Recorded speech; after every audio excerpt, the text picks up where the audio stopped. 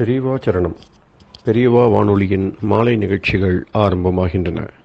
இன்றைய எமது நிகழ்ச்சிகள் நித்திய குரு பாதுகா பூஜா, ஸ்ரீ ரா கணபதி அவர்கள் எழுதிய புத்தகத்தின் ஒளிவடிவம், ஆன்மீக உரை, மகா பெரியவா மகிமை, உபன்யாசம். பெரியவா சரணம். பெரியவா சரணம். அடுத்த நிகழ்ச்சி நித்திய குரு பாதுகா பூஜை. शुक्लाम्भरधरं विष्णुं शशिवर्णं चतुर्भुजं प्रसन्नवदनं ध्यायेत् सर्वविघ्नोपशान्तये। ममोपात्त समस्त दुरितक्षयद्वार श्री परमेश्वर प्रीत्यर्थं गुरुप्रसाद सिद्ध्यर्थं गुरुप्रीत्यर्थं गुरुपादपूजाम् अद्य करिष्ये। गुरुर्ब्रह्मा गुरुर्विष्णुर्गुरुर्देवो महेश्वरः गुरुः साक्षात् परब्रह्म तस्मै श्रीगुरवे नमः। अपारकरुणा सिन्धुं ज्ञानदं शान्तरूपिणं श्रीचन्द्रशेखरगुरुं प्रणमामि मुदान्वहम्। सदाशिवसमारम्भां शङ्कराचार्यमध्यमाम् अस्मदाचार्यपर्यन्तां वन्दे गुरुपरम्पराम्. எல்லோரும் குருவ பெரிவாள தியானம் பண்ணிண்டு அர்ச்சனை பண்ணுவோம். அஷ்டோத்திரம். பெரியவா அஷ்டோத்திரம் பல அஷ்டோத்திரங்கள் இருக்கு. அதுல எளிமையா சுலபமா எது இருக்கோ அதை நான் இப்ப சொல்றேன். எல்லோரும் இதை கேட்டுண்டே திருப்பி சொல்ல முடிஞ்சுபா சொல்லி சொல்லி பெரிவாளுக்கு பாதத்துல ஒவ்வொரு புஷ்பத்தை அர்ச்சனை பண்ணலாம். ओम श्री कांची कामकोटि पीठाधीश्वराय नमः। श्रीमत् चंद्रशेखरेन्द्र सरस्वती गुरुभ्यो नमः। संन्यासाश्रम शिखराय नमः। काषाय दंडधारिणे नमः। सर्वपीठापहारिणे नमः। स्वामिनाथ गुरवे नमः। करुणासागराय नमः। जगदाकर्षण शक्तिमते नमः। सर्वचराचर हृदयस्थाय नमः। ओम भक्त परिपालक श्रेष्ठाय नमः। धर्म परिपालकाय नमः। श्री जयेन्द्र सरस्वत्याचार्याय नमः। श्री विजयेन्द्र सरस्वती पूजिताय नमः। शिवशक्ति स्वरूपाय नमः। भक्ताभीष्ट प्रदायकाय नमः। ब्रह्मण्य पोषकाय नमः। ब्रह्म विष्णु शिवैक्य स्वरूपाय नमः। कांची क्षेत्रवासाय नमः। कैलाश शिखरवासाय नमः। स्वधर्म परिपोषकाय नमः। चातुर्वर्ण संरक्षकाय नमः। लोकरक्षण संकल्पाय नमः। ओम ब्रह्मनिष्ठापराय नमः। सर्वपापहराय नमः। धर्मरक्षक संतुष्टाय नमः। भक्तार्पितधन स्वीकर्त्रे नमः। सर्वोपनिषत् सारज्ञाय नमः। सर्वशास्त्रगम्याय नमः। सर्वलोक पितामहाय नमः। भक्ताभीष्ट प्रदायकाय नमः। ब्रह्मण्य पोषकाय नमः। नानाविध पुष्पार्चितपदाय नमः। रुद्राक्ष क्रीडधारिणे नमः। भस्मोद्दोलित विग्रहाय नमः। सर्वज्ञाय नमः। सर्वचराचर व्यापकाय नमः। अनेक शिष्य परिपालकाय नमः। मनश्चाञ्चल्य निवर्तकाय नमः। अभयहस्ताय नमः। भयापहाय नमः। यज्ञपुरुषाय नमः। यज्ञानुष्ठान रुचिप्रदाय नमः। यज्ञसम्पन्नाय नमः। यज्ञसहायकाय नमः। यज्ञफलदाय नमः। यज्ञप्रियाय नमः। उपमानरहिताय नमः। स्फटिक तुलसी रुद्राक्ष हारधारिणे नमः। चातुर्वर्ण समदृष्टये नमः। ऋग्यजुस्साम अथर्वणादि चतुर्वेद संरक्षकाय नमः। தட்சிணாமூர்த்தி ஸ்வரூபாய நமஹ.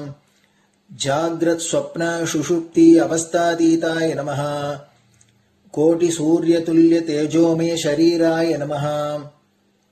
சாது சங்க சம்ரக்ஷகாய நமஹ. அஸ்வகஜ கோபூஜா நிர்வர்த்தகாய நமஹ. குருபாதுக பூஜா துரந்தராய நமஹ. கனகாபிஷிக்தாய நமஹ. ஸ்வர்ண பில்வதள பூஜிதாய நமஹ.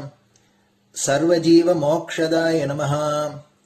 மூக வாக்தான நிபுணாய நமஹ. நேத்ர தீக்ஷாதானாய நமஹ. द्वादशलिंग स्थापकाय नमः. गान रसप्रियाय नमः. ब्रह्मज्ञानोपदेशकाय नमः. सकलकलासिद्धिताय नमः. चातुर्वण्यपूजिताय नमः. अनेकभाषा संभाषण कोविताय नमः. अष्टसिद्धिप्रदायकाय नमः. ओम श्री शारदामठ सुस्थिताय नमः. नित्यान्नदान सुप्रीताय नमः. प्रार्थना मात्र सुलभाय नमः. पादयात्रा प्रियाय नमः. नानाविध मतपंडिताय नमः. श्रुति स्मृति पुराणज्ञाय नमः. देव यक्ष किन्नर किंपुरुष पूज्याय नमः. श्रवणानंदकर कीर्तये नमः. दर्शनानंदाय नमः. अद्वैतानंद भरिताय नमः. अव्याच करुणामूर्तये नमः. शैव वैष्णवादि मान्याय नमः. श्री शंकराचार्याय नमः. दंड कमंडलूहस्ताय नमः. वीणा मृदंग सकलवाद्य नाथस्वरूपाय नमः. रामकथा रसिकाय नमः. वेद वेदांग आगमादि सकलकला सतस्प्रवर्तकाय नमः. हृदय गुहाशयाय नमः. शतरुद्रीय वर्णितस्वरूपाय नमः. केदारेश्वरनाथाय नमः. अविद्यानाशकाय नमः. निष्काम कर्मोपदेशकाय नमः. लघुभक्ति मार्गोपदेशकाय नमः. लिंगस्वरूपाय नमः.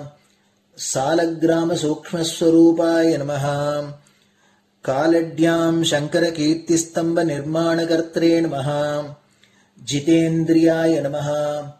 शरणागत वत्सलाय नमः. श्रीशैल शिखरवासाय नमः. डमरुकनाद विनोदाय नमः. वृषभारूढ़ाय नमः. दुर्मद नाशकाय नमः. आभिचारिक दोषहर्त्रे नमः. मिताहाराय नमः. मृत्युविमोचक शक्त्याय नमः. श्री चक्रार्चन तत्पराय नमः. दासानुग्रह कारकाय नमः. अनुराधा नक्षत्र जाताय नमः. सर्वलोक ख्यातशीलाय नमः. वेंकटेश्वर चरण पद्म षट्पदाय नमः. श्री महात्रिपुर सुंदरी समेत श्री चंद्रमौलीश्वर पूजा प्रियाय नमः. श्रीमच्चंद्रशेखरेन्द्र सरस्वती सद्गुरु परब्रह्मणे नमः. गुरुभ्यो नमः. परमगुरुभ्यो नमः. परमेष्टिगुरुभ्यो नमः. परात्परगुरुभ्यो नमः. गुरुपरम्पराभ्यां नमः. गुरुपादुकाभ्यां नमो नमः. அடுத்தது ஊதுபத்தி இருந்தா அதை காமிச்சு தூபம், நெய் தீபம் இருந்தா காமிச்சு அதை நெய் தீபம் தீபம் காமிச்சுட்டு நைவேத்தியம் நைவேத்தியம் வெத்தலைப்பாக்கு பழம் இதுலேருந்து ஆரம்பிச்சு அவளுக்கு எது சௌரியமோ அதுபடி நைவேத்தியம் பண்ணலாம். அதுக்கு அடுத்தது கற்பூர ஹாரத்தி பண்ணி எல்லோரும் பிரதட்சிண நமஸ்காரம் பண்ணி பெரியவாள்கிட்ட பிரார்த்தனை பண்ணிண்டு எல்லோரும் க்ஷேமமா இருக்கணும், லோகம் பரம மங்களமா சௌக்கியமா இருக்கணும், எல்லோரும் வியாதி வெக்க இல்லாத ஆயுராரோக்கிய ஐஸ்வர்யத்தோட சாந்தம் அமைதியோட ஞான வைராக்கியத்தோட எல்லோரும் நல்லவர்களாயிருந்து நன்மையை அடையணும்னு பிரார்த்தனை பண்ணி இந்த பூஜையை தினம் செய்யலாம். குரு பிரம்மா குரு விஷ்ணுர் குரு தேவோ மகேஸ்வரः गुरुः साक्षात् परब्रह्म तस्मै श्रीगुरवे नमः। अपारकरुणासिन्धुम् ज्ञानदम् शान्तरूपिणम् श्रीचन्द्रशेखरगुरुम् प्रणमामि मुदान्वहम्। सदाशिवसमारम्भाम् शङ्कराचार्यमध्यमाम् अस्मदाचार्यपर्यन्ताम् वन्दे गुरुपरम्पराम्. குரு பாதபூஜை நிறைவடைஞ்சது. பெரியவா சரணம். பெரியவா சரணம். பெரியவா வானொலியில் நேயர்கள் அடுத்து கேட்க இருப்பது ஸ்ரீ ரா கணபதி அவர்கள் எழுதிய புத்தகத்தின் ஒளி வடிவம். அளிப்பவர் ஸ்ரீமதி உமா சங்கர் அவர்கள். தேனினும் இனிய சொல்லான் தீச்சுடர் மேனி கொண்டான் ஊனுயிர்க்குயிரதான ஒன்றினைக் கலந்து நின்றான் ஏனினிக் கவலை நெஞ்சே இன்றுனக் அருள் செய்தான் இஞ்ஞானவான் காமகோட்டி நாதனை நம்புவோமே. ஜெய ஜெய சங்கர, ஹரஹர சங்கர. மகாபெரிவாளின் உபன்யாசங்களை ரா கணபதி அண்ணா தெய்வத்தின் குரல் என்ற பெயரில் 7 பாகங்களாக தொகுத்து அளித்ததின் 6ஆம் பாகத்தின் அடுத்த பகுதி அத்வைத்தம், அத்வைத்த சாதனை. அம்பாள் அதோ அங்கே ஆவிர்பவித்திருக்கிறாள் என்று யாரோ சொல்கிறார்கள் என்று வைத்துக் கொள்வோம். உடனே என்ன பண்ணுவோம்? மானசிகமாக அப்போதே அவள் இருக்கிற ஸ்தானமாக ஒரு இடத்தை பற்றி நமக்கு ஒரு பிடிப்பு உண்டாகிவிடும். மானசிகத்தை வாஸ்தவமாக்கிக் கொள்வதற்காக அந்த இடத்திற்கு ஓட்டமாக ஓடுவோம். அப்போது போகிற ரோடு என்ன, தார் ரோடா, கப்பியா என்றெல்லாம் கவனித்துக் கொண்டிருப்போமா? ஆகையினால் சித்தியடைந்த ஒரு ஞானியிடம் போய் வேதாந்தம் சொல்கிற ஹிருதயம், நாடி, துவாரம் என்றெல்லாம் கேட்டால் அவர் ஒன்றும் சொல்ல மாட்டார். தன் சமாச்சாரமே தெரியாத அவருக்கு உபாசகர், பாமர ஜனங்கள் ஆகியவர்களுடைய சமாச்சாரமும் தெரியாதுதான். தான் வந்த ரோடை பற்றியே தெரியாதவனுக்கு அதன் ஓரத்திலே என்ன கடை கட்டிடங்கள் இருந்தது, அடுத்த ரோடில் என்ன இருந்தது என்றெல்லாம் தெரியுமா என்ன? ஆனால் மகா ஞானிகளான ரிஷிகள் தானே இதெல்லாம் உபனிஷத்துக்களிலேயே சொல்லி இருக்கிறார்கள் என்றால், அந்த ரிஷிகள் ஞானம் அடைந்த பிற்பாடு, ஒரு தரம் அடைந்த பிறகு, ஒருபோதும் நழுவ முடியாத சித்தியை பெற்ற பிற்பாடு பரமாத்மாவே தன்னுடைய சிருஷ்டி விசித்திரங்கள், ரகசியங்கள் ஆகியவற்றை அவர்களுக்கு தெரிவித்து பெருமைப்படும் போதுதான் இந்த ப்ராசஸ், இது மட்டுமில்லாமல் உபாசகர்களுக்கான ப்ராசஸ், பாமரர்களுக்கான ப்ராசஸ் எல்லாமும் தெரியப்படுத்தி இருக்கிறான். அவன் என்னவெல்லாம் வேடிக்கைகள், அதிசயங்கள் பண்ணுகிறான் என்கிற ரசானுபவத்தில் அவர்கள் மற்றவர்களுக்கும் தெரியப்படுத்தி இருக்கிறார்கள். மற்றவர்களிடம் விஷயம் போன பிற்பாடு கொஞ்சம் குளறுபடியும் பண்ணிக்கொண்டிருக்கிறார்கள். மாயை, டச் எதிலும் வரத்தானே செய்கிறது. அதனால் குழப்பம் தெளிய யாராவது ஞானியிடம் போகலாம் என்றால் அவனுக்கோ அந்த சமாச்சாரமே தெரியாமல் இருக்கிறது. அல்லது எந்த அளவுக்கு பரமாத்மா தெரிவித்து விட்டு விடுகிறானோ அவ்வளவுதான் தெரிகிறது. அதற்கு மேல் தெரிந்து கொள்ளணும் என்று இவனுக்கும் ஞானிக்கும் இல்லை. அந்த அளவுக்கு கூட அவன் தெரிவிக்கிறானே என்பதால் இவன் தெரிந்து கொண்டானே தவிர இவனுக்காக அதில் இன்ட்ரெஸ்ட் இல்லை. இப்படியானால் குழப்ப அறிவே சரியான அறிவு மாதிரி இருந்து கொண்டிருக்க வேண்டியதுதானே. அந்த மாதிரி ஹிருதயத்திலிருந்து சிரசுக்கு போகிற மூர்த்த நாடியை யோக சாஸ்திரத்தில் சுஷும்னையாக பொதுவாக எல்லோரும் நினைத்துக் கொண்டிருந்த சமயத்தில் ஆச்சாரியாள் அவதாரம் பண்ணினார். அவர் பிறக்கிற போதே சர்வஜர், அவருக்கு தெரியாத விஷயம் இல்லை என்றாலும் மனுஷராக வந்து மனுஷர்களுக்கு வழிகாட்டுகிற போது குருமுகமாக வித்யாபியாசம் பண்ணித்தான் தமக்கு எதுவும் தெரிந்த மாதிரி பண்ணி காட்டினார். முதலில் பிரம்மச்சாரியாக குருகுல வாசத்தில் பல சாஸ்திரங்களை படித்து, அப்புறம் சந்நியாச குருவிடமிருந்து பிரம்ம வித்யா சாஸ்திரத்தை ஸ்வீகாரம் பண்ணிக்கொண்டார். அதற்கப்புறம் குருவின் ஆజ్ఞைப்படி பாஷ்யங்கள் எழுதினார். அப்படி எழுதின போது ரொம்பவும் வினயமாக ஒன்று பண்ணினார். தொடர்ந்து ஆச்சாரியால் பண்ணியதாக ஸ்ரீசரணர்கள் கூறுவது அவருக்கே எத்தனை அற்புதமாக பொருந்துகிறது என்பதை அடியாருலகம் உன்னி மகிழலாம். என்னவென்றால், தாமே அனுபவியாகவும் சர்வஜராகவும் இருந்த போதிலும் அவர் சொந்த அனுபவத்தின் பேரில், சொந்த அறிவின் பேரில் எதையும் சொல்லாமல் சாஸ்திர சம்பிரதாய சிஷ்டாச்சாரங்களின் அடிப்படையிலேயே அவற்றால் அங்கீகரிக்கப்பட்ட விஷயங்களையே சொன்னார். சொந்த சோதாவில் சொன்னால் தமக்கு நடக்கிற மாதிரியே எல்லாருக்கும் நடக்குமானால் தானே அது சரியாக வரும். அப்படி எங்கேயாவது நடக்குமா?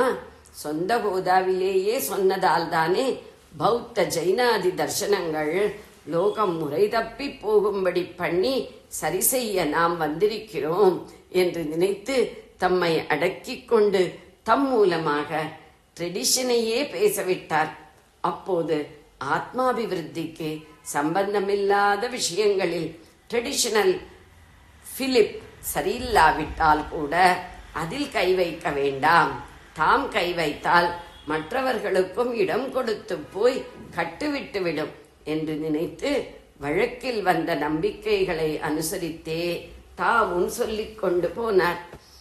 வேதாந்த சாஸ்திரம் சொல்லும் ஹிருதயம், நாடிகள், சமாச்சாரம் அப்படிப்பட்ட ஒன்றுதான். அதுகளை பற்றி தெரிந்து கொள்வதால் ஒருவித ஆத்மலாபமும் இல்லை, தெரியாததால் நஷ்டமும் இல்லை. யோக சாஸ்திரங்கள் சொல்லும் சுஷும்னை முதலான நாடிகளுக்கும் இதற்கும் இது ஒரு பெரிய வித்தியாசம். அங்கே யோக சாஸ்திரங்களில் இப்படி இப்படி அபியாசம் பண்ணி இன்னின்ன நாடியில் பிராணசக்தியின் சஞ்சாரத்தை உண்டாக்கி ஏற்றி இறக்கி ஏற்றி ஏற்றி எல்லாம் பண்ணி இன்னின்ன பலன் அடைந்துகொள் என்று ஜீவன் அவற்றை குறித்து செய்யக்கூடியதாக பல விஷயம் சொல்லி இருக்கிறது. அவற்றில் ஆத்மாபிவிருத்திக்கானதையும் உண்டு, ஆத்மாபிவிருத்திக்கானவையும் உண்டு. ஆனால் நம்முடைய வேதாந்த சாஸ்திர நாடிகள், ஹிருதயம், மத்திய துவாரம் இவை விஷயமாக ஒருத்தன் எள்ளளவும் ஒருத்தன் என்னவும் பண்ணி என்ன பலனும் பெற முடியாது. இவனுடைய வாழ்க்கை முறை எப்படி இருக்கிறதோ, உபாசனையும் ஆத்ம விசாரமும் எப்படி இருக்கிறதோ அதற்கேற்க இவனுடைய ஜீவ பாவம் ஆட்டோமேட்டிக்காக அந்த நாடிகளில்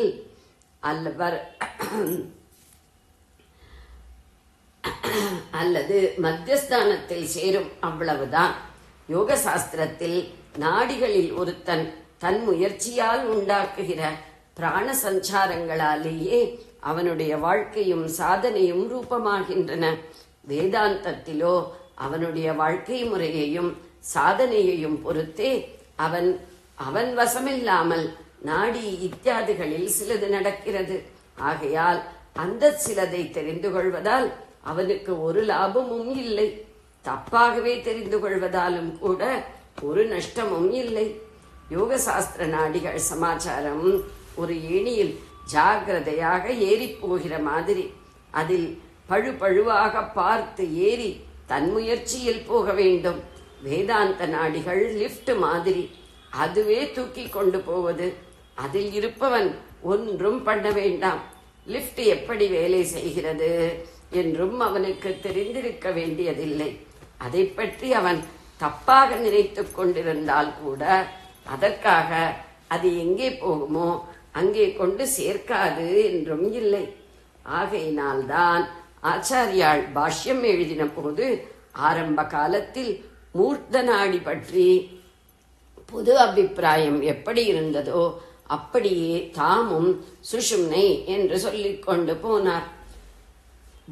ஒன்றும் விஸ்தாரம் பண்ணாமல் சுருக்கமாக சொல்லிக் கொண்டு போனார். அப்புறம் இந்த விஷயம் கொஞ்சம் டீப்பாகவே சாந்தோக்கிய பிரகதாரண்யக உபனிஷத்களிலும் பிரம்மசூத்திரத்திலும் வரும்போது சுஷும்னை என்று பெயர் சொல்லாமல் சிரசுக்கு போகிற நாடி என்று மட்டுமே சொல்லி நிறுத்திக் கொண்டார். அப்போது கூட இது சுஷும்னை இல்லை என்று ஸ்பஷ்டமாக சொல்லவில்லை. அதோடு முந்தின உபனிஷத்துக்களில் தாம் சுஷும்னை என்று சொல்லி இருந்ததையும் மாற்றாமல் அப்படியே விட்டுவிட்டார். அவசியமில்லாத வம்புக்கெல்லாம் இம்பார்ட்டன்ஸ் தராதவர் சிரித்து, நான் தான் இதை பெரிசாக ஆலாபனை பண்ணிக் கொண்டிருக்கிறேன். உத்தராயண தட்சிணாயன விஷயமாக மட்டும் ஏன் புது நம்பிக்கைக்கு மாறாக எது சரியோ அதை எடுத்து சொன்னார் என்றால் அதை தெரிந்து கொள்வதாலும் ஒருத்தனுக்கு ஆத்மலாபம் இல்லைதான். ஆனாலும் தப்பாக தெரிந்து கொண்டதால் உத்தராயண காலத்தில் செத்து போகிற வெற்று ஆளை கூட உத்தம ஜீவனாக நினைப்பதாகவும், இப்படி நினைப்பதை கூட பரவாயில்லை என்று விட்டுவிடலாம்.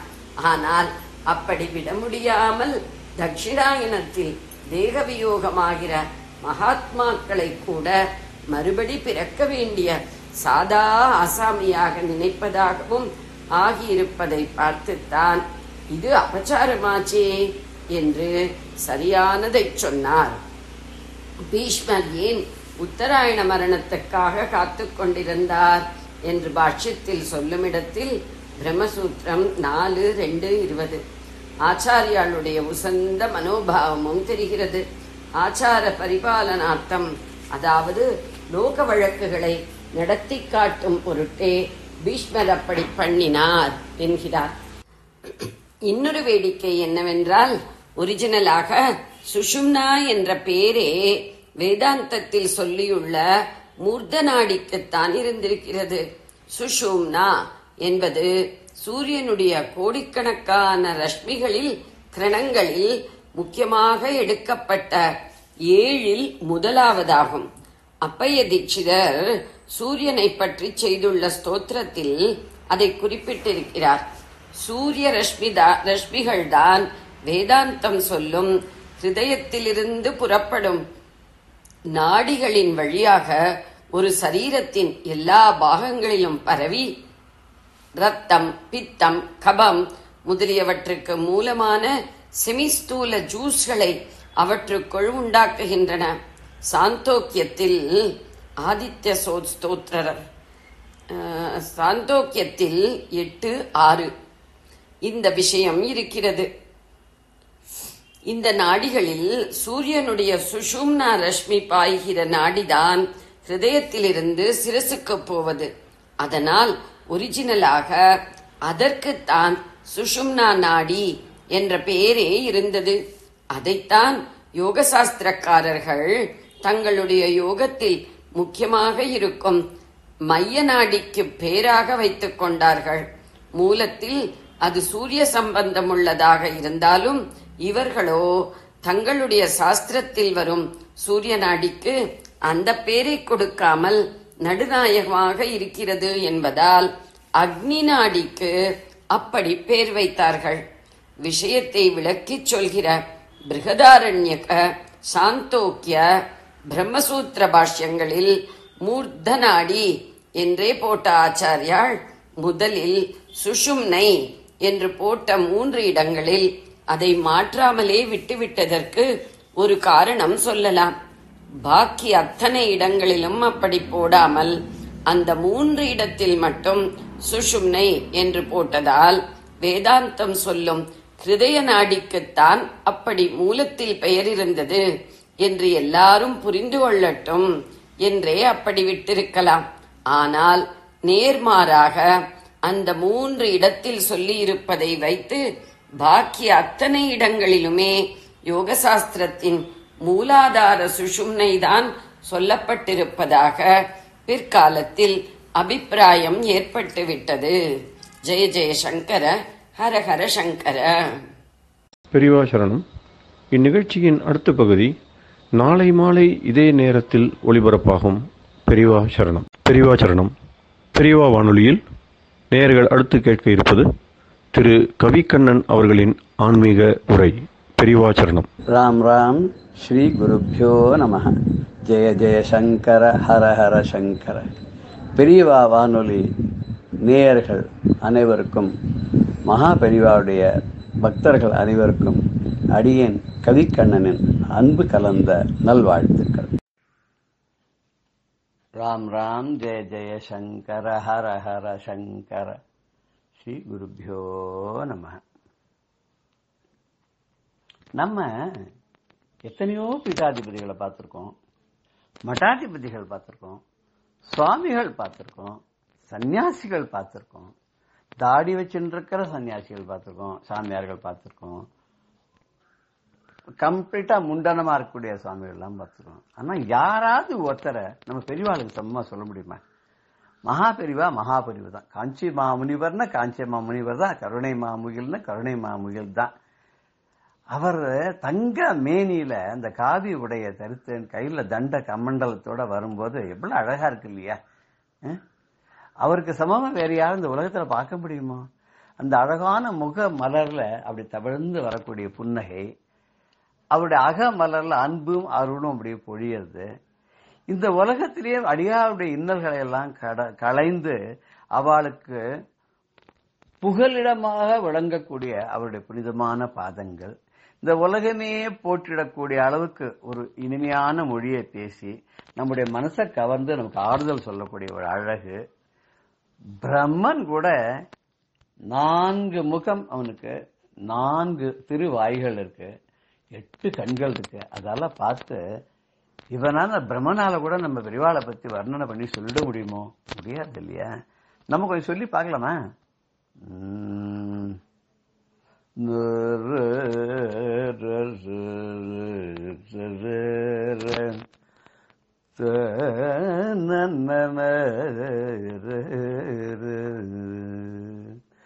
காஞ்சன மேனியில் காவியும் தரித்து, காஞ்சன மேனியில் காவியும் தரித்து, கரதண்ட கமண்டலம் தாங்கிய நேக்கும், கரதண்ட கமண்டலம் தாங்கிய நேக்கும், காஞ்சி மாமுனிவர்க்கு சமம் பேருண்டோ? காசினியில் அதனை கண்டவருண்டோ? காஞ்சி மாமுனிவர்க்கு சமம் பேருண்டோ? காசினியில் அதனை கண்டவருண்டோ?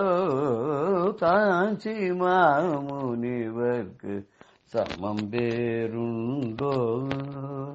முகமலர் தன்னில் தவழ்ந்திடு நகையும், அகமலர் தன்னில் அன்பும் அருளும், முகமலர் தன்னில் தவழ்ந்திடு நகையும், அகமலர் தன்னில் அன்பும் அருளும், இகமதில் அடியார் இன்னல் களைந்து, இகமதில் அடியார் இன்னல் களைந்து, புகலிடமாகும் புனித பதங்களும், புகலிடமாகும் புனித பதங்களும், ஜகமே போற்றிட செம்மொழி பேசியே, சித்தம் கவர்ந்திடும் சீரிய வழியில், ஜகமே போற்றிட செம்மொழி பேசியே, சித்தம் கவர்ந்திடும் சீரிய வழியும், பகன்றிடுவானோ பிரம்மனும் புகழ்ந்து, பகன்றிடுவானோ பிரம்மனு புகழ்ந்து, பாவன சந்திர சேகர குருவாம், பாவன சந்திர சேகர குருவாம், காஞ்சி மாமுனிவர்க்கு சமம் வேறுண்டோ? காசினியில் அதனை கண்டவருண்டோ? காஞ்சி மாமுனிவர்க்கு சமம் வேறுண்டோ?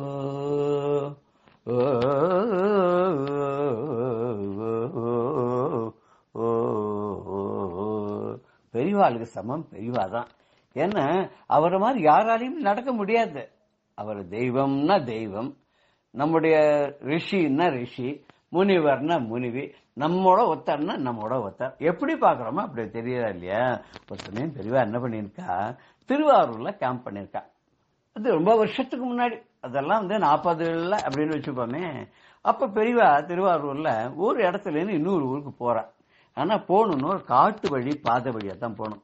எப்படி தியாகராஜ சுவாமிகள் ஒரு ஊர்ல இருந்து இன்னொரு ஊருக்கு சிஷாவோட ஒரு காட்டு வழி பாதை வழியா போனான்னு நம்ம கதை படிச்சிருக்கோம் இல்லையா? அதே மாதிரி பெரியவா என்ன பண்றான்னா, முன்னாடி வேத கோஷங்கள்லாம் சொல்லிட்டு எல்லாரும் போறா, பின்னாடி சிப்பந்திகள் எல்லாரும் போறா. அவ கேம்ப்னு ஒரு இடத்துல இருந்து ஒரு இடத்துக்கு போகும்போது அப்படியே மடமே, இது மூவிங் கேம்பஸ் தான், அது அப்படி போயிட்டு இருக்கா இல்லையா? பெரியவா நடுவில் அந்த காலத்துல இருந்து ஒரு பெட்டி மாதிரி இருக்கும், மேனான்னு சொல்லி அதுக்குள்ள உட்காந்துருப்பா. தூக்கின்னு போயிட்டு 2 பேர், முன்னாடி 2 பேர், பின்னாடி 2 பேர். இந்த காட்டு வழியில பாதி வழி போயிட்டே இருந்தா திடீர்னு ஒரு கும்பல் இவாளை சூழ்ந்து கையில தடிக்கடிலாம் வச்சிருக்கான், அருவாள்லாம் வச்சிருக்கான். யாருன்னு பார்த்தா ஒரு மாதிரியா புரிஞ்சுது, இது கொள்ளை கூட்டம்னு சொல்லிட்டு. அந்த கொள்ளை கூட்டம்லாம் சூழ்ந்துண்ட உடனே எல்லாருக்கும் என்ன பண்றதுன்னு தெரியல, உடம்பெல்லாம் பதறது. பெரியவா உள்ளுக்குள்ள கதவை சாத்தின்னு உட்கார்ந்துட்டு இருக்கா. இருக்கிறதே கையில கொஞ்சம் என்ன 2-3 பாத்திரங்கள், கொஞ்சம் ஒரு 2 வேளைக்கு சமைக்கிற பாத்திரங்கள், கொஞ்சம் சாமான்கள்லாம், சாப்பாட்டு சாமான்கள்லாம் இருக்கு. இதோ கொஞ்சம் கலெக்ஷன்ல மிச்சம் இருக்கிற பணம் கொஞ்சம் வச்சிருக்கா. அடுத்த ஊர்ல போனா ஸ்ட்ரீட்ல ஆடுறதுக்குதான், வேற என்ன ஒன்றும் கிடையாதுங்க. இருந்தாலும் கொள்ளக்கோட்டத்தார் இது பண்ணுங்க, ஒண்ணும் இல்லைன்னாலும் அடிப்பானே, ஏண்டா ஒன்னும் கொண்டு வரலன்னு அடிப்பான் இல்லையா? அப்படி இருக்கும்போது என்ன பண்றதுன்னு தெரியாத முழிச்சுட்டு இருக்கச்சே ஒரே சத்தம், கூட்டம், எல்லாரும் பயந்து ஓன கதற போது பெரியவா மெதுவா கதவை திறந்தாலாம். கதவை திறந்து மேனேஜர் கூப்பிட்டா. மேனேஜரை கூப்பிட்டு என்ன நடக்கிறதுன்னு கேட்டா, என்ன கொள்ளக்கோட்டத்துக்காரா சூழ்ந்துட்டா. ஓஹோ, எத்தனை பேர் இருக்கா அப்படின்னு போய் பார்த்து 8 பேர் இருக்கான்னு. ஓ, நீ ஒண்ணு பண்ணு, நம்ம கிட்ட பணத்துல இருந்து ஆளுக்கு ஒரு 100 ரூபாய் என் முன்னாடி அவளை கூப்பிட்டு கொடு அப்படின்னு. ஐயோ, கொள்ளக்கூட்டக்காரர்களுக்கு ஆளுக்கு 100 ரூபாய் கொடுக்குது. அந்த காலத்துல 100 ரூபான்னா இந்த காலத்துக்கு 10,000 ரூபாய்க்கு சமானம். நான் சொல்றேன் கூட, அவ 8 பேரையும் நிக்க சொல்லு, வரிசையா இந்த 100 ரூபாயை வாங்கிட்டு போக சொல்லு அப்படின்னா. உடனே சரின்னு சொல்லிட்டு மேனேஜர் திருடாளை கூப்பிட்டா. யாருப்பா? தலைவர். உள்ள சாமி கூப்பிடுறது, உள்ளவா, இங்க அவ இதை கொடுக்குறா, வாங்கிக்கோ இருக்கிறத. அவன் கொஞ்சம் கிட்ட வந்தான், தள்ளி நின்னுட்டான். கிட்ட வரமாட்டேங்கிறான். தள்ளி நிக்கிறவன் கிட்டே வரமாட்டேங்கிறான். இருந்தாலும் மேனேஜரே அவர் கொடுத்துட்டார், பணத்தை கொடுத்துட்டார். பணத்தை கொடுத்த உடனே எல்லாம் கும்பிட்டுட்டு, ரொம்ப நன்றிங்க, வரோங்க, பத்திரமா போங்க அப்படின்னு சொல்லிட்டு கிளம்பிட்டாங்க. கிளம்பின மேனேஜர் சும்மா இருக்க வேண்டியதுதானே, வேற பின்னாடியே போய் இந்த கொள்ளை கூட்டத்தை தலைவனை கூப்பிட்டார். தலைவனை கூப்பிட்டு, என்னப்பா அவர் தான் கூப்பிட்டார்ல ரூபாய் தரேன்னு, சாமியே கூப்பிட்டுறேன்னு சொல்றாரு இல்லையா, அவர் கையால் இந்த ரூபாயை வாங்கிக்க வேண்டியது தானே, உனக்கு நல்ல புத்தி வருமோ இல்லையோன்னு. அவன் சொன்னான், நீங்க சொல்லிட்டீங்க ஐயா, அந்த சாமி கிட்டேயே எங்களால போக முடியலையே, கண்ணு கூசுது, அவரை பார்த்தா அப்படி சூரியன் மாதிரி பிரகாசிக்கிறாரு, அவர் கிட்ட போக முடியல, உடம்பெல்லாம் சுடுது, சுத்தி ஏதோ அக்னி வளையம் இருக்கிற மாதிரி இருக்கு, அவர் கிட்ட போனாலும் நெருப்பு விளையம் அவர் கிட்ட போக முடியாத எங்களெல்லாம் அப்படியே தகிக்கிறது. என்ன சாமி இது, ஹோமகுண்டம் மாதிரி இருக்கு, அவரண்ட போய் எப்படிங்க போக முடியும்? இருந்தாலும் அப்புறம் தான் எங்களுக்கே புரிஞ்சுட்டு, சாமி சாதாரண ஆள் இல்ல, பெரிய தபஸ்வி அவரு, நம்ம போய் அவர்கிட்ட போய் இப்படி பண்ணிட்டோமேன்னு எங்களுக்கு தோணிச்சு. இருந்தாலும் அவரோட நல்ல பெரிய மனசு பாத்தீங்களா, அவர் எங்க எல்லாருக்கும் 100 ரூபாய் கொடுத்து எங்களை ஆசீர்வாதம் பண்ணி அனுப்பிச்சிருக்காரு. நாங்க இனிமேல் தெரிஞ்சிடறோம் சாமி, நாங்க வேற ஏதாவது வேலை செய்யறதுக்கு முயற்சி பண்ணி ஏதோ பண்றோம் அப்படின்னு சொல்லிட்டு அவெல்லாம் கிளம்பிட்டாலாம். மேனேஜர்ல இருந்து எல்லாருக்கும் ரொம்ப ஒரே ஆச்சரியம், சந்தோஷம். திருடாள் கூட பெரியவாளுக்கு ஒரு மரியாதை வச்சிருக்கா.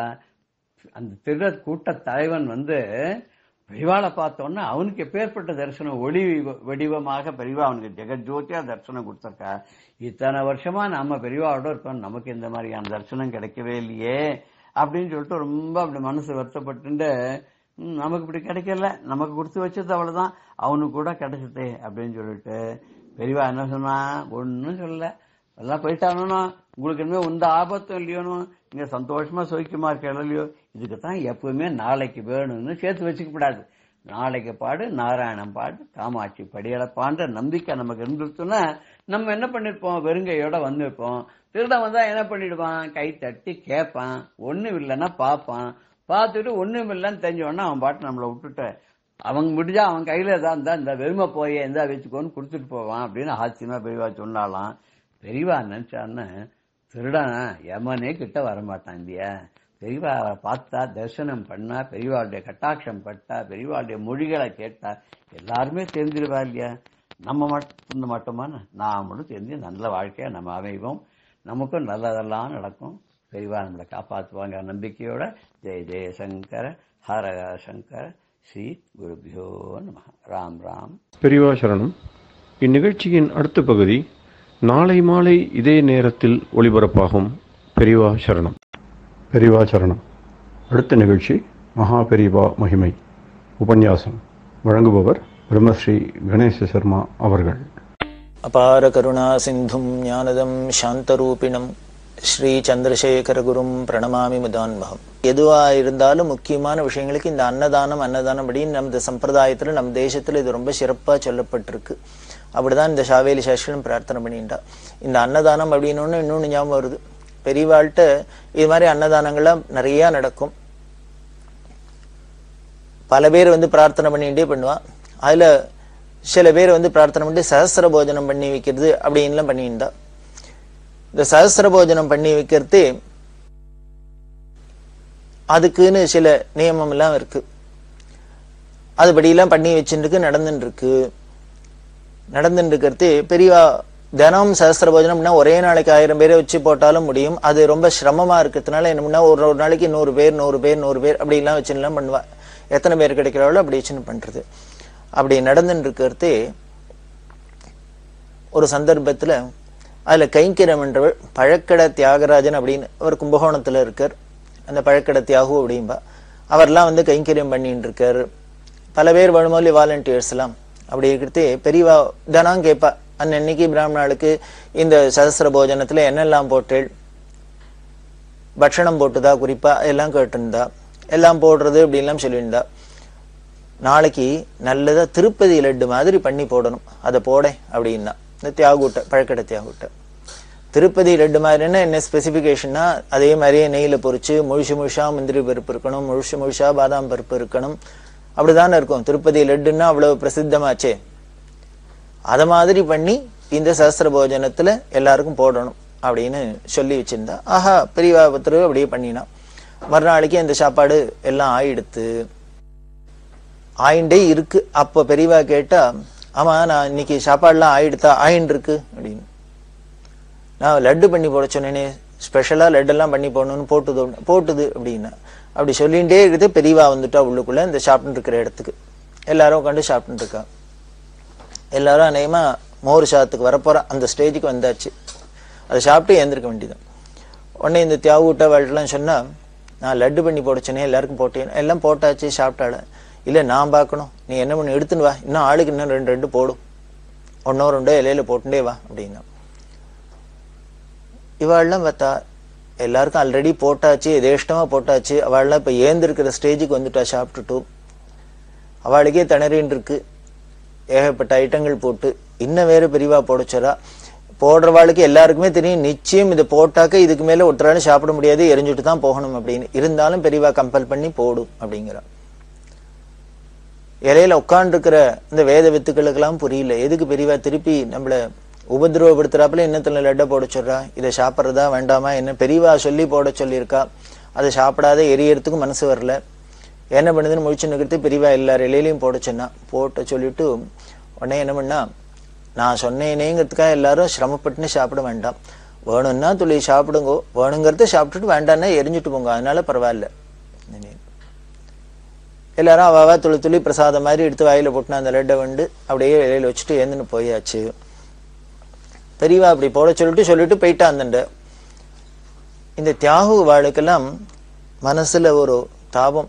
இப்படி கண்ணுக்கு தெரிஞ்சு 100 பேர் உட்காந்து சாப்பிட்றான்னா 100 லட்டு இல்ல ஆளுக்கு 2 எது வேணா போடுங்கிறாளே பெரியவா. 100 லட்டு 200 லட்டு வீணா போறாப்புல பெரியவா ஏன் கடைசியில சொன்னா, திருப்பி போடு, முதல்ல போட்டாச்சுன்னா கூட திருப்பி போடுன்னு சொன்னாலே அப்படின்னு அவளுக்கு புரியல. இருந்தாலும் என்ன பண்ண முடியும், இலையில போட்டாச்சு, தூக்கி கொண்டு வெளியில போட்டாச்சு. பெரியவா அவளை கூப்பிட்டுட்டு, என்ன உங்களுக்கு எல்லாம் வருத்தமா இருக்கும், இவ்வளவு காஸ்ட்லியா லட்டை பண்ணி கண்ணுக்கு தெரிஞ்சு வேஸ்ட் ஆக போறதுன்னு தெரிஞ்சும் கொண்டு இலையில போட்டு கொண்டு வெளியில வாசல்ல போட்டுட்டோமேன்னு உங்களுக்கு எல்லாம் வருத்தமா இருக்கும் அப்படின்னா. இல்ல முன்னாலே போட்டுது, அவ சாப்பிட்டுட்டா, இருந்தா கூட திருப்பி 2ஆம் தரம் போட்டு அவ கொண்டு எரியிறாப்புல ஆயிடுத்தேன்னு தெரியல. அதான் என்ன காரணம் புரியல. ஆனா பெரியவா சொல்லியிருக்கா ஏதோ காரணம் இருக்கும், எங்களுக்கு புரியல அப்படின்னா. எந்த இடத்துல கொண்டு இலையெல்லாம் போட்டிருக்கள்? சாப்பிட்ட எச்ச இலையெல்லாம் அப்படின்னா. வழியில பின்னால தோட்டத்துல போட்டிருக்கு. எங்க போய் பாரு அங்க அப்படின்னா. இவர் உடனே பின்பக்கத்தால போய் பார்த்தா அங்க என்னன்னா ஒரு நரிக்குறவர்கள் பட்டாளம் பல பேர் அங்க உட்கார்ந்து இந்த இலையில, அவளோட குணம் அப்படித்தானே, அந்த சாப்பிட்ட இலையிலேருந்து எடுத்து சாப்பிட்றது. அதுல எடுத்து பார்த்துன்னு இருக்கா. எடுத்து பார்த்தா எந்த இலையை திறந்தாலும் அதுல முழுசா லட்டு இருக்கு. அவளுக்கு பரம சந்தோஷம். எடுத்து அவள்லாம் சாப்பிட்றா, தங்களோட டால்டா டப்பால அடைச்சிக்கிறா, எல்லாம் பண்றா. இத பார்த்த தியாகு அவளுக்கு ரொம்ப மனசு உருகித்து சந்தோஷமா இருந்தது. இப்படி இலையில போட்டா கூட அது வீண் போகல, யாரோ இன்னொருத்தர் எடுத்து உபயோகப்படுத்திக்கிறாளே, சாப்பிட்றாளே, அவ வயருக்கு அதுக்கு ரொம்ப இருது அப்படின்னு சந்தோஷம். பெரியவாள்கிட்ட சொன்ன. இல்ல இந்த நரிக்கிறவாள்லாம் எடுத்து சாப்பிட்டு இருக்கா, பிரியமா சாப்பிட்றா, சந்தோஷமா இருந்தது அப்படின்னு. இப்ப நான் சொல்லி போட சொன்னது ஒன்னும் வீண் போகலையே, அவ சாப்பிட்றாளோ இல்லையோ, அவ எடுத்துட்டு இருக்காளோ இல்லையோ அப்படின்னா. ஆமா அப்படின்னு. அதுக்காக தான் போடுன்னு சொன்னேன் அப்படின்னு. நம்ம இலையில போட்டது எல்லாத்தையுமே நம்மளே வழிச்சு தொடச்சு காலி பண்ணிட்டோம்னா அதுக்கப்புறம் அடுத்த வாளுக்கு அந்த வலையை நம்பி இன்னும் சில பேர் இருக்காங்கிறது நமக்கு தெரியல. நாம என்ன பாக்குறோம்னா ஏதோ ஒரு ஆங்கிள் பாக்குறோம். சாமான் வைக்கிற விலையில சாமான் வீண் போகப்படாது, வேஸ்ட் ஆகப்படாது அப்படின்னு நாம நினைச்சுட்டு இருக்கோம். ஆனால் நமது சாஸ்திரத்துல என்ன சொல்றது, எரியணும். எரியறதுக்கு அதாவது சாதத்தை இலையில சாக்க என்ன பண்ணுவான்னா, ஒரு சம்பிரதாயம், ஒரு சாத்துல துளி நாய்க்குன்னு துளி எடுத்து வைப்பா. ஏதோ எத்தனையோ வாயில்லாத ஜீவன்கள் இருக்கு, அதுக்கெல்லாமும் உபயோகப்படும். ஈ இருக்கு, எறும்பு இருக்கு, இன்னும் எத்தனையோ புழு பூச்சிகள்ல இருந்து எத்தனையோ இது மாதிரி வீணா போறதெல்லாம் சாப்பிடறது. நாம தான் ஏதோ வீணா போயிடுத்து கொண்டு வெளியில கொட்டிட்டோம் அப்படின்னு நினைச்சுட்டு இருக்கோம். ஆனா அது வீணா போகல, அதை நம்பியும் பல ஜீவன்கள் இருக்கு அப்படிங்கறத நம்ம புரிஞ்சுக்கணும். அதனால அப்படி வழிச்சு தொடச்சு எதையும் தொடக்கப்படாது, விட்டுதான் வைக்கணும். அதனாலதான் பெரியவா என்ன சொன்னா, அந்த ஜீவர அவளுக்கு உபயோகப்படுமேங்கிறதுக்காக தான் இலையில போட சொன்னா. இப்போ இதை சொன்னா அவளுக்கெல்லாம் போகட்டுமேங்கிறதுக்காக தான் இலையை திறந்தா அவளுக்கு ஒண்ணும் இல்லாத ஏமாறப்படாது, அவளுக்கும் வயிற்றுக்கு ஏதானும் வேணுமேங்கிறதுக்காக தான் போட சொன்னேன். எரிவானே எனக்கும் தெரியாதா, தெரியும், இருந்தாலும் எரியடும்ங்கிற பர்பஸ்க்காக தான் அதுல போட சொன்னேன் அப்படின்னா. அப்புறம் தான் தெரிஞ்சது, பெரியவா சொல்றான், அவளுக்கு இது மாதிரி நல்ல லட்டா வேணுங்கிறதுக்காக தான் இப்படி போட சொல்லிட்டு பண்ண சொன்னதே அதுக்கு தான். அப்படி இல்லாம சொன்னா இந்த தியாகு அவளுக்கெல்லாம் ஒரு சந்தேகம் வந்தது. பெரியவாளுக்கு கருணையினால இந்த நெருக்குறவாளுக்கெல்லாம் லட்டு கொடுக்கணும் அப்படின்னு ஆசை இருந்ததுனால் அது தோணித்துனா சொல்லியிருக்கலாமே, அவளுக்கெல்லாம் யாரு லட்டெல்லாம் கொடுக்க போறா, தன்னை லட்டு பண்ணி விநியோகம் பண்ணுங்க அப்படின்னு சொன்னா சந்தோஷமா கொடுக்க போறோம். அவர் சொன்னார், இல்ல பெரியவா அவ்வளவு நல்ல எண்ணத்துலதான் சொல்றா, அப்படி முன்னாலே சொல்லியிருந்தாக்க இந்த எச்ச இலையில போட்டு அவ அங்கேருந்து பொறுக்கிக்கிறாப்புல வச்சிருப்பானே, அவளையும் கூப்பிட்டு வாசல்ல வச்சுன்னு எல்லாருக்கும் ஆளுக்கு 4 லட்டா 2 லட்டா கொடுத்தா சந்தோஷமா வாங்கிட்டு போயிருப்பாளே அப்படின்னு. அதுக்கு பெரியவா சொல்றா, உனக்கு ஒண்ணு தெரியுமோ, பிறவி குணம்னு ஒருத்தருக்கும் ஒன்னொன்னு இருக்கு. ஒவ்வொரு ஜீவராசிகளும் பிறவி குணம்னு இருக்கு. அந்த பிறவி குணத்தை யாராலையும் மாற்ற முடியாது, அது ஈஸ்வர சிருஷ்டியிலேயே நமக்கு அப்படித்தான் இருக்கும். அதை போல அவளுக்கு இந்த நரிக்குறவர்களுக்கு என்ன ஒரு பிறவி குணம் அப்படின்னு, நீ என்னதான் இப்படி வீட்டுல கூப்பிட்டு வச்சு டைனிங் டேபிள்ல உட்காத்தி வச்சு இலையை போட்டு போடு, அவளால சௌக்கியமா நிம்மதியா அவளால சாப்பிட முடியாது. நமக்கே நம்ம வீட்டுல சௌகரியமா நம்ம ஹாயா சாப்பிட்றப்பல இன்னொரு இடத்துல போனோம்னா அது மாதிரி இருக்குமோ, ஃப்ரீயா சாப்பிடுமோ, ஏதோ ஒரு நமக்கு ஒரு தயக்கம் இருக்கும், ஒரு சங்கோஜம் இருக்கும். அவளோட குணம் என்னன்னு, அவ பாட்டுக்கு எல்லாரும் குடும்பத்தோட சேர்ந்துன்னு அப்படி அழகா என்னமோ பேசின்னு சந்தோஷமா அப்படி இருக்கிறத பார்த்து எடுத்து இலையில ஒண்ணா எடுத்து பார்த்து சாப்பிட்றதுதான் அவளுக்கு ருச்சிக்கும் ரசிக்கும். அப்படி அவளை கூப்பிட்டு நீ ஆர்டிபிஷியலா இங்க உள்ள உட்காத்தி வச்சு இனிமே இலையை போட்டு எல்லாம் பண்ணினா அவளுக்கு சந்தோஷமா சாப்பிட மாட்டா, அவளுக்கு இந்த திருப்தி இருக்காது. அதனால ஒருத்தருக்கு ஒரு சாமான் கொடுக்கறது பெருசு இல்லை, அவளுக்கு பிடிச்சாப்புல கொடுக்கணும், அவளுக்கு சந்தோஷப்படுறாப்புல கொடுக்கணும், அவளுக்கு எப்போ வேணுமோ அப்போ கொடுக்கணும். அதெல்லாம் ரொம்ப முக்கியம். எனக்கு சௌரியப்பட்டது தான் கொடுப்பேன், எனக்கு சௌரியப்பட்டது தான் கொடுப்பேன், என்னோட திருப்திக்கு தான் கொடுப்பேன், என் சந்தோஷத்துக்கு தான் கொடுப்பேன் அப்படின்லாம் தானம் பண்ணி பிரயோஜனம் இல்லை. வாங்கிக்கிறவாளுக்கும் அதுல பூர்ண திருப்தி ஏற்படணும், அவ அதுல சந்தோஷத்தை அடையணும், அவளுக்கு எப்போ வேணுமோ அப்போ கொடுக்கணும். இதெல்லாம் தானே தானத்தோட சிறந்த சிறப்பு. இதெல்லாம் சொல்லி, அதனால அவளோட குணம் நீ அப்படி எடுத்து அங்க அந்த இடத்துல இருந்து எடுத்து சாப்பிட்டாதான் அவளுக்கு திருப்தி ஏற்படும். அதனாலதான் இலையில போட்டு கொடுக்க சொன்னேன். அவளை உள்ள கூப்பிட்டு வச்சா இவ்வளவு ரசிச்சு சந்தோஷமா வாங்கிக்க மாட்டா. இன்னொன்னு, இதுக்கு மேல இந்த வேத வித்துகளுக்கெல்லாம் இலையில போட்டு அவளோட உச்சிஷ்டமா அவளோட பிரசாதமா சேஷமா அவளுக்கெல்லாம் போகணும்னு நான் ஆசைப்பட்டேன். காரணம் என்னன்னா, அவளும் பாவம் மனுஷ ஜென்மா தான் எடுத்திருக்கா. எந்த ஜென்மாந்தரத்துல என்ன பிராரப்தமோ இப்படி ஒரு ஜென்மா எடுத்து அவளுக்கு ஆகாரத்துக்கு தெருவா ஒரு இலையெல்லாம் எடுத்து எச்ச இலையை எடுத்து சாப்பிட்றாப்புல ஒரு ஜென்மா கிடைச்சு கொடுத்தோம். அதனால இந்த வேத வித்துக்களோட இந்த உச்சிஷ்டத்தை சாப்பிட்ட பாக்கியமானும் அடுத்த ஜென்மா அவளுக்கு நல்ல ஜென்மாவா கிடைக்கட்டுமே, நல்ல உயர்ந்த ஜென்மாவா கிடைச்சு அவளுக்கும் சாப்பாட்டுக்கு எதுக்கும் கஷ்டம் இல்லாத சௌக்கியமா வீடு வாசலோட க்ஷேமமா இருக்கணுமேனு ஆசை.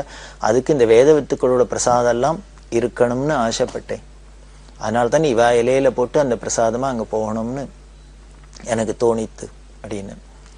இப்படி எல்லாம் சொல்றத கேட்டோன்னு இந்த தியாகு அவளால அடக்க முடியல, தங்களோட அழுகே கண்ணால தண்ணி விட்டா. என்ன ஒரு கருணை பெரியவாளுக்கு, அடுத்தவாளுக்கு கொடுக்கறது மட்டும் இல்ல, ஜென்ம ஜென்மாந்தரத்துக்கும் பாக்குறாளே. இந்த ஜென்மால இவ அப்படி நடு ரோட்ல உட்காந்துன்னு எச்சையிலாம் சாப்பிட்றாப்புல இருக்கேன்னு யாரானும் கவலைப்பட்டிருப்பான். ஆனா பெரியவா கவலைப்படுறா. இப்படி ஒரு மனுஷ ஜென்மா எடுத்தும் அழகா வீடு வாசலோட உட்காந்துட்டு சௌக்கியமா சாப்பிட முடியாது, இவ குடும்பத்தோட இப்படி நடு ரோட்ல போய் இருக்க முடியுமா ஆயிடுத்து அப்படின்னு கவலைப்பட்டு, அதுக்கு மூல காரணமா இருக்கிற அவளோட பிராரப்தம் தொலையணும், அடுத்த ஜென்மாலயானும் அவளுக்கு நல்லதா ஜென்மா கிடைக்கணுங்கிறதுக்காக இப்படி வேத மாதாவோட வேத வித்துக்களோட பிரசாதம் கிடைக்கணும் அப்படின்னு ஆசைப்பட்டு அனுகிரகம் பண்றான்னா அதான் பெரியவாளோட கருணை பார்வை அப்படின்னு தெரியுது. அந்த கருணையில அந்த இன்னும் கொஞ்சம் தொடர்ந்து நினையலாம் நாம. பெரியவா சரணம். இந்நிகழ்ச்சியின் அடுத்த பகுதி நாளை மாலை இதே நேரத்தில் ஒளிபரப்பாகும்.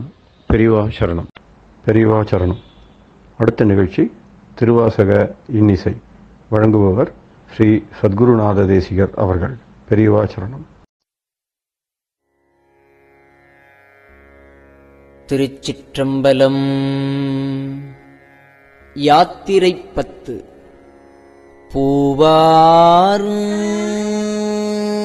சென்னி மன்னன் எம் புயங்கப் பெருமான் சிறியோமே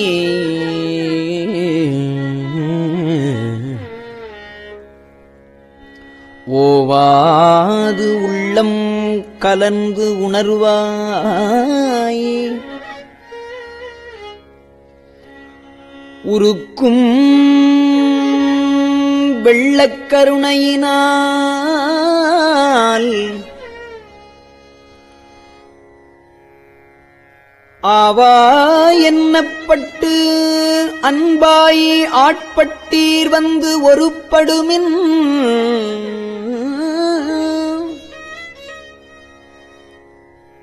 போவோம் காலம் வந்தது காண் பொய்விட்டுடையான் கழல் புகவே காலம் வந்தது காண் பொய்விட்டு உடையான் கடல் புகவே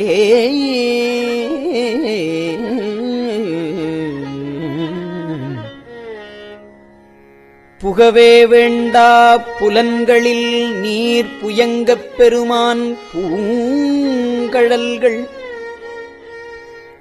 மிகவே நினைமின் மிக்க எல்லாம் வேண்டா போகவிடுமின்கள் நகவே ஞாலத்து உள்புகுந்து நாயேனைய நமையாண்ட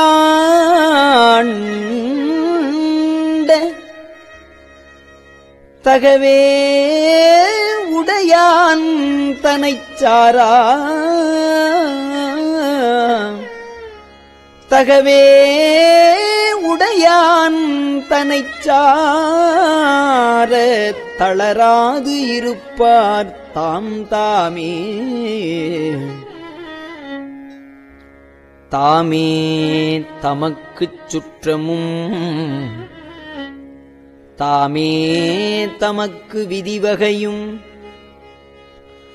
யாம் ஆர் எமது ஆர் பாசம் ஆர் என்ன மாயம் இவை போக கோமான் பண்டைத் தொண்டரொடும் அவன் தன் குறிப்பே குறிக்கொண்டு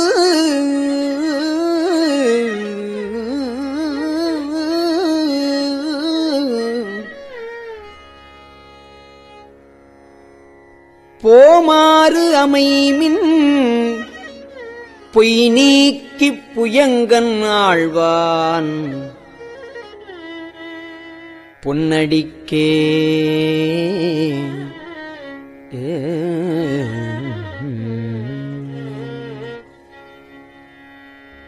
அடியார் ஆனீர் எல்லீரும் அடியார் ஆனீர் எல்லீரும் அகல விடுமின் விளையாட்டை அடியார் ஆனீர் எல்லீரும் அகல விடுமின் விளையாட்டை கடிசேர் அடியே வந்தடைந்து கடை கொண்டு இருமின் திருக்குறிப்பை செடி சேர் உடலை செல நீக்கி சிவலோகத்தே நம்மை வைப்பான் கொடி சேர்மேனி புயங்கண் தன் பூவார் கழக்கே புகவிடுமே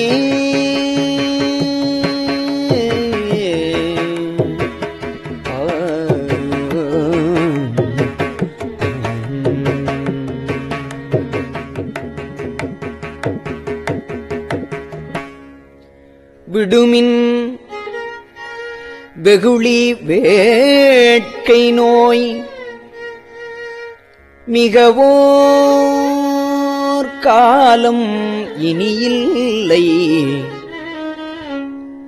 உடையான் அடிக்கீழ் பெரும் சாத்தோடு உடன் போவதற்கே ஒருப்படுமின் அடைவோம் நாம் போய் சிவபுரத்துள்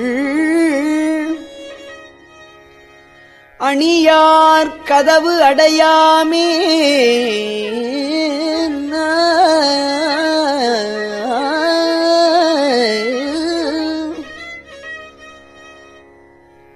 புடைபட்டு உருகிப் போற்றுவோம் புயங்கண் ஆழ்வான் புகழ்களையே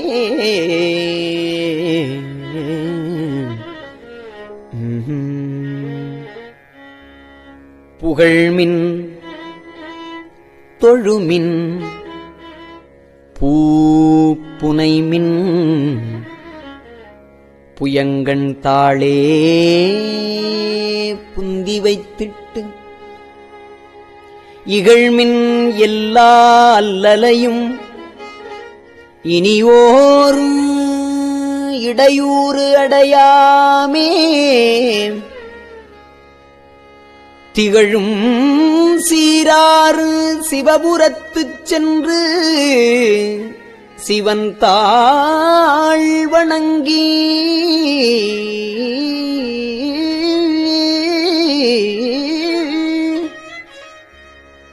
நாம் நிகழும் அடியார் முன் சென்று நெஞ்சம் உருகி நிற்போமே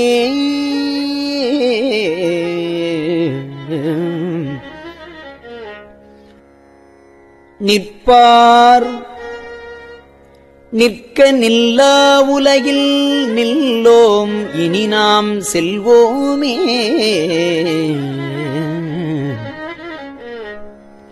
பொற்பால் ஒப்பாம் திருமேனி புயங்கன் ஆழ்வான் பொன்னடிக்கே நிற்பீர் எல்லாம் தாழாதே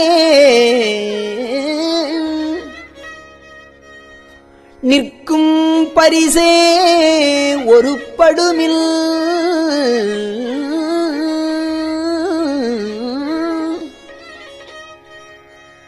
பிற்பால் நின்று பேழ்கணித்தார் பெறுதற்கு அரியன் பெருமானே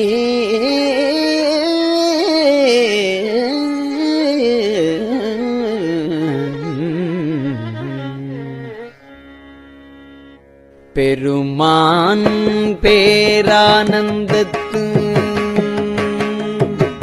பிரியாதிருக்க பெற்றீர்கள் அருமால் உற்று பின்னை நீ அம்மா அழுங்கி அரற்றாதே திருமாமணி சேர்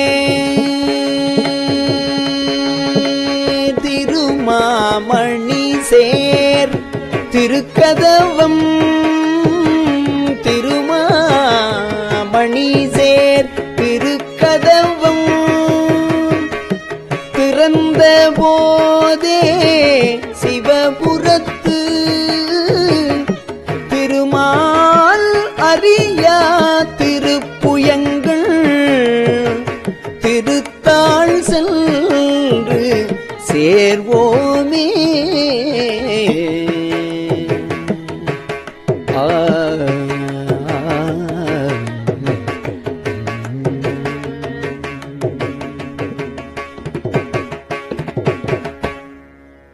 சேரக் கருதி சிந்தனையை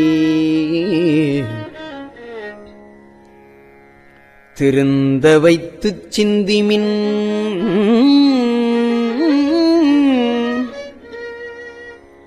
போரில் பொலியும் வேர்க்கண்ணாள்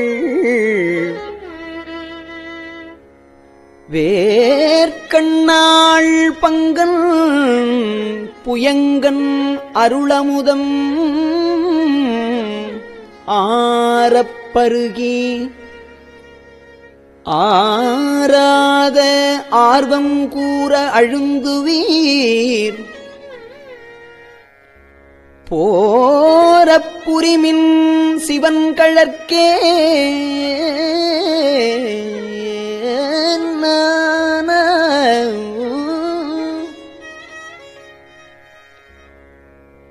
போரப்புரிமின் சிவன் கழற்கே பொய்யில் கிடந்து புரளாதே நாம்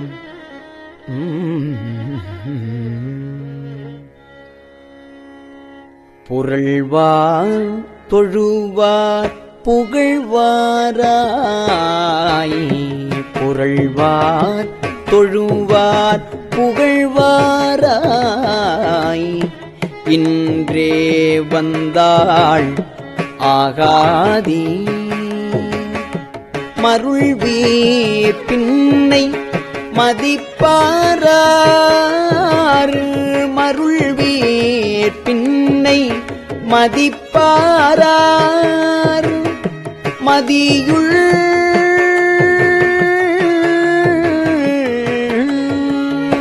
மருள்வீர் பின்னை மதிப்பாரார் மதியுள் கலங்கி மயங்குவீர் தெருள்வீராகில் இது செய்மின் சிவலோகக்கோன் திருப்புயங்கள் தெருள்வீராகில் இது செய்மின் சிவலோகக்கோன் திருப்புயங்கள் அருளார் பெறுவார் அகலிடத்தே அருளார் பெறுவார் அகலிடத்தே அந்தோ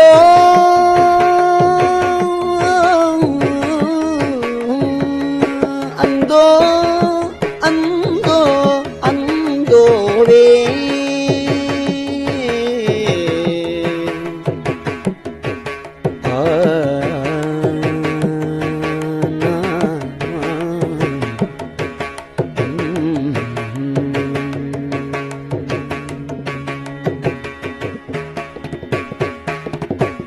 திருச்சிற்றம்பலம்.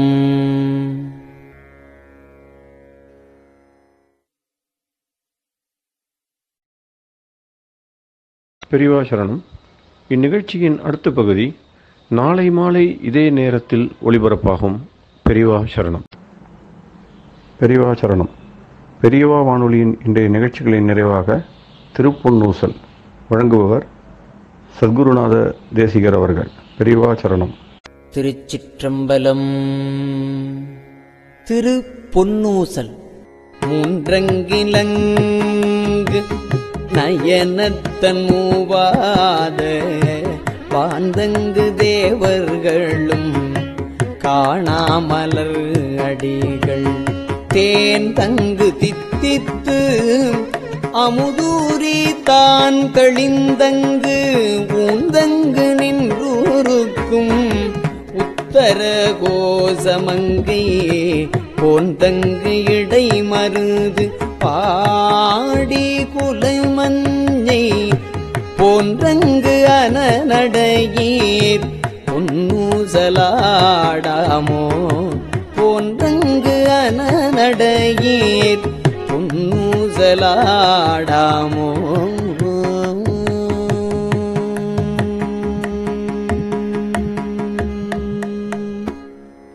திருச்சிற்றம்பலம்.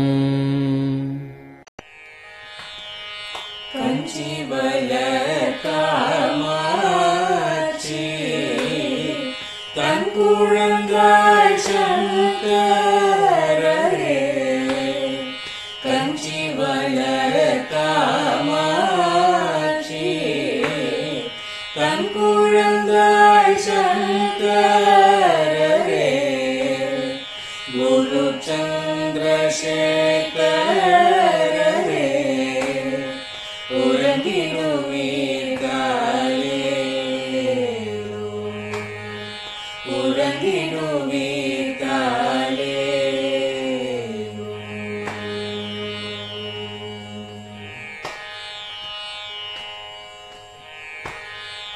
ஆதிகுரு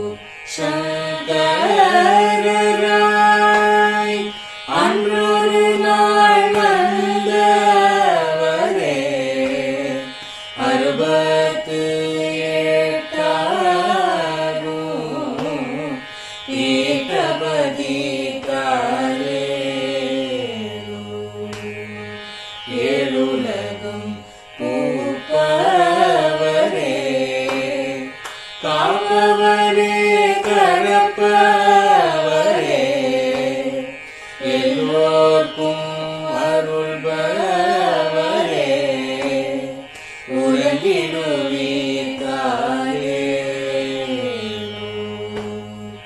அயனுடனே மாலவனோ தேடிய பொற்பதத்தவரே அருமறைகள் சாற்றும் முயல் மலர்பதமே காலே முக்தி நிலை எய்திடவே சக்தி தரும் சத்குருவே முக்தி நிலை எய்திடவே சக்தி தரும் சத்குருவே நித்தமெங்கள் நாவீசையில் நித்திரை கொள்தாரே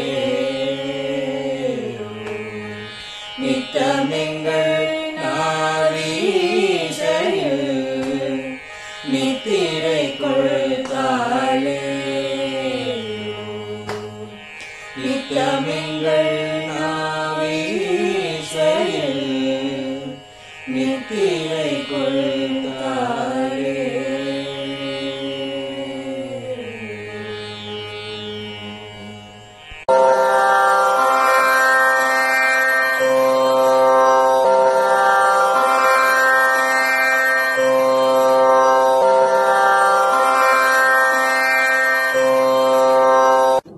பெரியவா சரணம். பெரியவா வானொலியின் மாலை நிகழ்ச்சிகள் இத்துடன் நிறைவடைகின்றன. எமது அடுத்த ஒளிபரப்பு நாளை காலை இந்திய நேரப்படி 6 மணிக்கு துவங்கும். பெரியவா சரணம்.